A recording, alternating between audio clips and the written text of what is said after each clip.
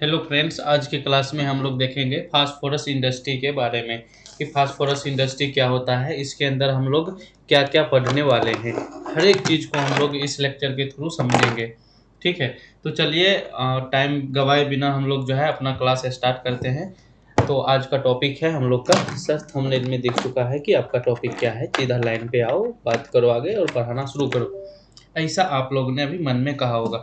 Don't worry, हम लोग अपने टॉपिक पे आते हैं। थोड़ा सा मैं पेन के कलर ले लूँ। हाँ चलो, रेड ले लेता हूँ और इसका थिकनेस थोड़ा मैं लेस कर लेता हूँ। Okay, it's done now. तो we will start now phosphorus industry. ये लेक्चर उन स्टूडेंट के लिए है जो डिप्लोमा से केमिकल इंजीनियरिंग कर रहे हैं। थर्ड सेमेस्टर का क्लास चल रहा है अभी, जो हम लोग टेक्नोलॉजी ऑफ इनऑर्गेनिक केमिकल्स की पढ़ाई कर रहे हैं। मेरे लेक्चर पे बने रहिएगा, फुल सिलेबस यूट्यूब पे मैं अपलोड करूंगा। चलिए, फास्फोरस इंडस्ट्री के अंतर्गत जो है हम लोग पढ़ने वाले हैं मैन्युफैक्चरिंग ऑफ फास्फोरस। फास्फोरस दो प्रकार का होता है, red phosphorus and yellow phosphorus. ये दोनों का मैन्युफैक्चरिंग हम लोग देखेंगे। कुछ नहीं है, जब आप येलो फास्फोरस इंडस्ट्री में बना दोगे तो उसी को आप 250 डिग्री सेंटीग्रेड से लेके 400 डिग्री सेंटीग्रेड पे हीट करोगे। तो हीट करने के बाद yellow phosphorus is converted to red phosphorus. आम बात है, आसान सा है। ठीक है, फिर पढ़ेंगे हम लोग production of phosphoric acid. Phosphoric acid का प्रोडक्शन हम लोग पढ़ेंगे एज पर योर सिलेबस। हम लोग दो तरीका से बनाएंगे according to your syllabus. First है कि strong sulphuric acid leaching process के द्वारा हम लोग फास्फोरिक एसिड बनाएंगे, और सेकेंड है कि हाइड्रोक्लोरिक एसिड लीचिंग के द्वारा हम लोग फास्फोरिक एसिड बनाएंगे। ठीक है, मतलब H3PO4 फास्फोरिक एसिड जो है हम लोग बनाएंगे दो तरीका से, एक स्ट्रॉन्ग सल्फ्यूरिक एसिड लीचिंग और दूसरा तरीका है आपका हाइड्रोक्लोरिक एसिड लीचिंग के द्वारा। देन हम लोग पढ़ेंगे production of super phosphate by fertiliser production method. इसको हम लोग एसएसपी भी कहते हैं। ये एग्जाम में पूछा जाता है। हम थर्ड सेमेस्टर का जब हम एग्जाम दिए थे तो उसमें पूछा गया था, टीएसपी पूछा गया था हमसे, ट्रिपल सुपर फॉस्फेट। तो हम लोग पढ़ेंगे SSP super phosphate by fertiliser production के द्वारा। एस देखिए यहाँ पे क्या लिखा हुआ है, सुपर फॉस्फेट। एस का मतलब सुपर, पी का मतलब फॉस्फेट। इस एस का मतलब क्या है, एस का मतलब है स्ट्रॉन्ग सुपर फॉस्फेट या सिंपल सुपर फॉस्फेट। ठीक है, देन हम लोग पढ़ेंगे TSP triple super phosphate by fertiliser production method. Last है प्रोडक्शन, ये फास्फोरस ट्राइक्लोराइड का प्रोडक्शन पढ़ेंगे। मतलब फास्फोरस इंडस्ट्री में टोटल फ्लो डायग्राम आपका आ जाएगा। एक हो गया फास्फोरस, एक ये हो गया 1 2 3 4 5 6 6 टॉपिक इसमें है। हम लोग 6 फ्लो डायग्राम समझेंगे। बहुत ही इजी है और ये 18 मार्क्स का पूछा जाता है। चूंकि हम तो बिहार पॉलिटेक्निक से पास आउट है, बिहार पॉलिटेक्निक में 18 मार्क्स का है। अब यूपी पॉलिटेक्निक, दिल्ली पॉलिटेक्निक का पता नहीं। वैसे सभी का सिलेबस एज पर सेम ही रहता है, कोई ज़्यादा डिफर नहीं करेगा। ठीक है, तो नेक्स्ट हम लोग चलिए स्टार्ट करते हैं फास्फोरस, प्रोडक्शन ऑफ फास्फोरस। इसमें हम लोग समझेंगे red phosphorus and yellow phosphorus. ये दोनों का प्रोडक्शन अभी हम लोग समझेंगे। रेस्ट का जो बाकी बच रहा है उसका प्रोडक्शन हम लोग नेक्स्ट लेक्चर में समझेंगे। तो देखिए, फास्फोरस आपका दो प्रकार का होता है। एक होता है आपका रेड फास्फोरस, एक होता है येलो फास्फोरस। येलो फास्फोरस के मॉलिक्यूलर वेट की बात करें तो 123.9, एंड इसका भी सेम होता है, क्योंकि रेड फास्फोरस की बात कीजिए, येलो फास्फोरस की बात कीजिए, दोनों को हम लोग P4 से डिनोट करते हैं। ठीक है, कलर चेंज है और कुछ ज़्यादा उतना डिफरेंस है नहीं। तो दोनों का मॉलिक्यूलर वेट तो सेम ही होने वाला है ना, 123.9, 123.9। मेल्टिंग पॉइंट की बात करें तो येलो फास्फोरस का मेल्टिंग पॉइंट होता है 41 डिग्री सेंटीग्रेड, यहाँ पे डिग्री होगा, और इसका होता है 593 डिग्री सेंटीग्रेड। समझ सकते हैं रेड फास्फोरस को मेल्ट करने के लिए आपको कितना टेम्परेचर देना पड़ेगा, जबकि वाटर का बॉइलिंग पॉइंट आपका 100 डिग्री सेंटीग्रेड है एट नॉर्मल एटमॉस्फेरिक प्रेशर पे। ठीक है, अब हम लोग बॉइलिंग पॉइंट की बात करें तो ये 280 डिग्री सेंटीग्रेड है। और रेड फास्फोरस का गूगल कर लीजिएगा, एग्जैक्ट हमें पता नहीं था तो इसलिए मैंने टाइप नहीं किया। और मैं भी गूगल कर सकता था लेकिन मैंने आप लोग के भरोसे छोड़ दिया कि चलो ये स्टूडेंट तो इतना कर ही लेगा ना। डेंसिटी की बात करें तो 1.8 ग्राम पर सीसी होता है, और रेड फास्फोरस का 2.36 ग्राम पर सीसी होता है। चलिए, नेक्स्ट हम लोग देखेंगे, ये था आपका फिजिकल प्रॉपर्टीज ऑफ फास्फोरस। अब हम लोग देखेंगे रॉ मटेरियल के बारे में और केमिकल रिएक्शन। अब समझेंगे raw material and chemical reaction. अब देखिए रॉ मटेरियल में हम लोग जो है ना क्या क्या यूज करने वाले हैं। तो फर्स्ट ऑफ हम लोग जो है रॉ मटेरियल में यूज करेंगे ये low grade crossed phosphate rock, ये यूज करेंगे। देन यूज करेंगे कोक एज ए रिडक्टेंट, फिर यूज करेंगे सैंड एज फ्लक्स, मतलब एक फ्लक्स की तरह सैंड यूज करेंगे, रिडक्टेंट की तरह कोक यूज करेंगे और क्रस्ड फॉस्फेट रॉक यूज करेंगे। अब हम लोग जो है आपको इसको एकदम अच्छा से मस्त अभी समझेंगे, एकदम आराम से सुनेंगे, कोई जल्दबाजी नहीं है हम लोग को। ये जो है आपका भाई मेरे, ये है आपका कैल्शियम फॉस्फेट, इसका नाम क्या है, कैल्शियम फॉस्फेट।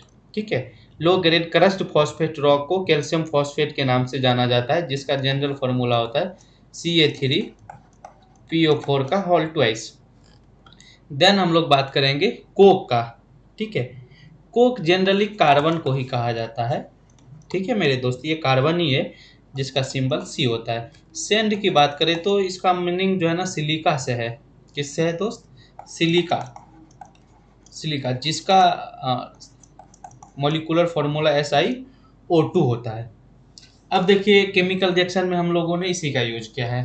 फर्स्ट में क्या क्या है हम लोगों ने, फॉस्फेट रॉक जो कि कैल्शियम फॉस्फेट है, Ca3PO4 का होल ट्वाइस, फिर हमने कोक यूज किया है जो कि आपका कार्बन है, फिर हमने सिलिका जो कि सैंड है इसका यूज किया है।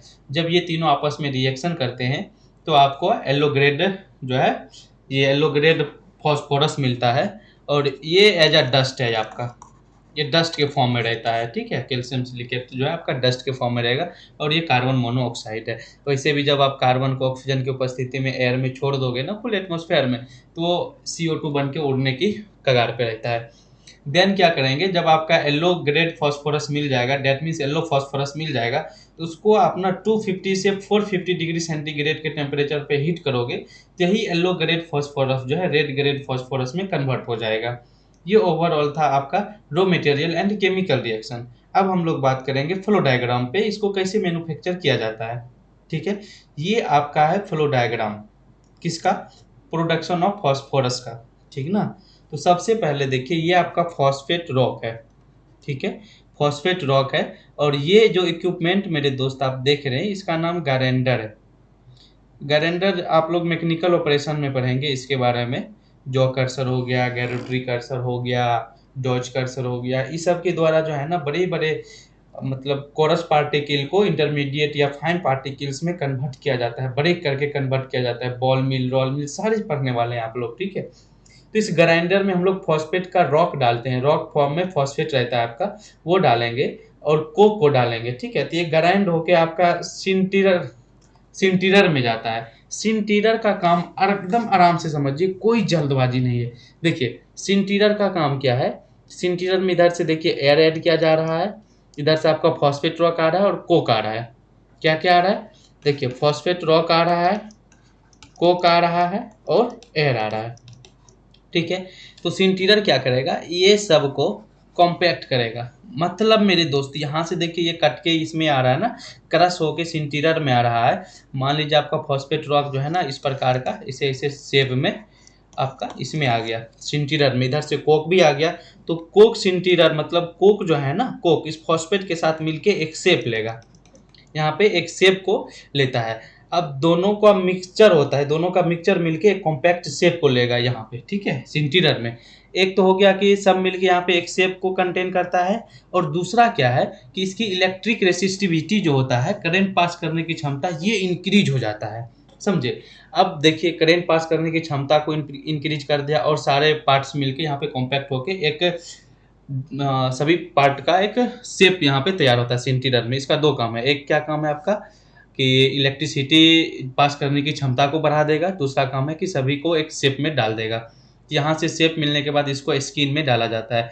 अब स्किन से देखिए जो ओवरफ्लो होके आपका फर्नेस में गिर रहा है वो तो ठीक है, जो अंडर फ्लो हो गया, जो स्किन से पास हो गया ना, वैसे मॉलिक्यूल्स को, वैसे पार्ट्स को अगेन रिसाइकल करके इस इंटीरियर में डाला जाता है। जो जो छोटा पार्ट्स होगा ना, छोटा छोटा जो करस होकर बहुत छोटा हो गया होगा, उसको अगेन सिंटीरियर में डाल दिया जाता है। सिंटीरियर में फिर क्या होता है, ये छोटा छोटा पार्टिकल मिलके कॉम्पैक्ट होकर एक शेप ले लेगा।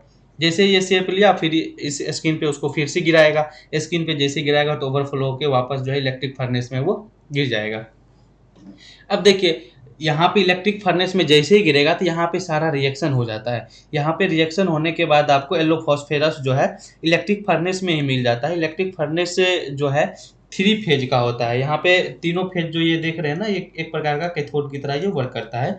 यहाँ का टेम्परेचर आपका 1400 डिग्री सेंटीग्रेड से 1450 डिग्री सेंटीग्रेड तक होता है। इसको ठंडा करने के लिए इधर से एयर कूलर जो है हम लोग डालते रहते हैं, वो डजन मीटर, ठीक है। ये तो फिगर से भी क्लियर समझ में आ रहा है हम लोग को, कोई बात नहीं, आगे हम लोग बढ़ते हैं।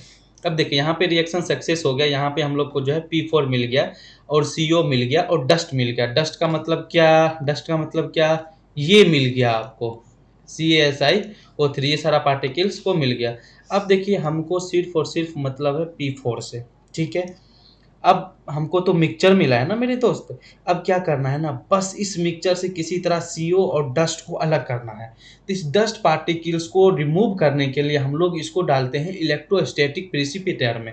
इलेक्ट्रोस्टैटिक प्रिसिपिटेटर में क्या होता है ना, डस्ट पार्टिकल्स को हट जाता है। यहाँ से प्रिसिपेट के रूप में डस्ट जो है नीचे इस प्रकार सेटल डाउन हो जाएगा और यहाँ से आपका जो है फिर वाटर कंटेनर में डालेंगे, वाटर स्प्रे कंडेंसर में डालेंगे। जैसे वाटर स्प्रे कंडेंसर में जाता है, यहाँ से CO जो है अलग हो जाता है, CO फिल्टर होकर यहाँ से उड़ गया। अब देखिए मिक्सचर में क्या था, हमको P4 चाहिए था। इसमें एक्सटर्नल सबस्टेंस CO था और डस्ट था। और 1400 डिग्री सेंटीग्रेड पे कितना गर्म रहता है, ये बहुत गर्म रहता है ना। इसको कूल करने के पर्पज से भी इस वाटर स्प्रे कंडेंसर में डाला गया है, ठीक ना।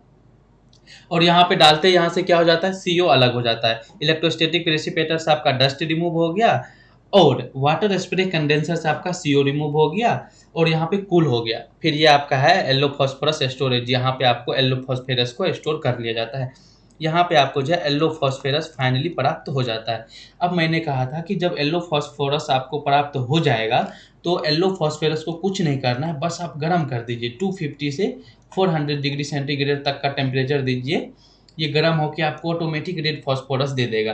अगेन येलो फॉस्फोरस, यदि आपका रिक्वायरमेंट रेड फॉस्फोरस का है तो इस येलो फॉस्फोरस को अगेन बैच कन्वर्टर में भेजा जाता है। एक प्रकार का ये रिएक्टर है जहाँ का टेम्परेचर 250 डिग्री सेंटीग्रेड होता है। ये रिफ्लक्स है। रिफ्लक्स का यूज आप लोग मास ट्रांसफर में पढ़ेंगे क्या होता है। अभी थोड़ा सा मैं ओवरव्यू दे देता हूँ कि एक्चुअल में रिफ्लक्स होता क्या है। अब देखिए जैसे बैच रिएक्टर में दिए हैं, कुछ पार्ट इसका जो है ना इवोपोरेट हो जाएगा। इवोपोरेट हो जाएगा तो जो इवोपोरेट होगा वो गैस बन के ऊपर उड़ जाएगा। जैसे ऊपर उड़ेगा तो ये रिफ्लक्स में जाएगा। रिफ्लक्स से यहाँ पे जो है ना एक कंडेंसर लगा हुआ रहता है, समझे। अगेन ये कंडेंसर में जाके फिर से ठंडा होके वापस इसको इस तरह जो है रिसाइकल कर लिया जाता है, समझे। ये रिसाइकलिंग प्रोसेस है और कुछ नहीं है। इस प्रकार रिसाइकल करके फिर से वापस इसी में डाल दिया जाता है। इस प्रकार सेपरेशन आपका अच्छा होगा। देन क्या करते हैं हम लोग, यहाँ से फिर जो है Na2CO3 में डाल के 1% MgO के साथ स्टेबलाइज करते हैं। मतलब प्योरिटी को इम्प्रूव करने के लिए ये 1% MgO स्टेबलाइजर को यूज किया जाता है। अब थोड़ा बहुत जो भी डस्ट पार्टिकल्स होगा वो सबको ये रिमूव कर देगा। अगेन इतना यहाँ से देखिए 1400 डिग्री सेंटीग्रेड पे था ये अपना प्रोडक्ट। अगेन यहाँ पे हम लोगों ने 250 डिग्री से 400 डिग्री सेंटीग्रेड तक का टेम्परेचर इंप्रूव कर दिया। मतलब प्रोडक्ट अभी आपका बहुत ज़्यादा गर्म होगा तो इसको कूल करना पड़ेगा। कूल करने के लिए यहाँ से वाटर का ट्रीटमेंट किया जाता है। वाटर से हीट का ट्रांसफर करवाया जाता है जिसकी मदद से अपना प्रोडक्ट ठंडा हो जाता है। जैसे यहाँ पे 250 डिग्री सेंटीग्रेड पे गर्म हुआ, yellow phosphorus is converted to red phosphorus. Finally we are get red phosphorus and store it after dried, ठीक है। इस प्रकार हम लोग जो है येलो फॉस्फोरस से रेड फॉस्फोरस को प्राप्त कर लेते हैं। ये हम लोग का था ओवरऑल फ्लो डायग्राम की मदद से हम लोगों ने येलो फॉस्फोरस रेड फॉस्फोरस को बना लिया। आई होप आप लोग को पूरा एकदम क्लियर समझ में आ गया होगा। अगर क्लियर समझ में आ गया तो कमेंट कीजिएगा कि हाँ सर समझ गए, ठीक है। नेक्स्ट हम लोग देखते हैं प्रोसेस डिस्क्रिप्शन।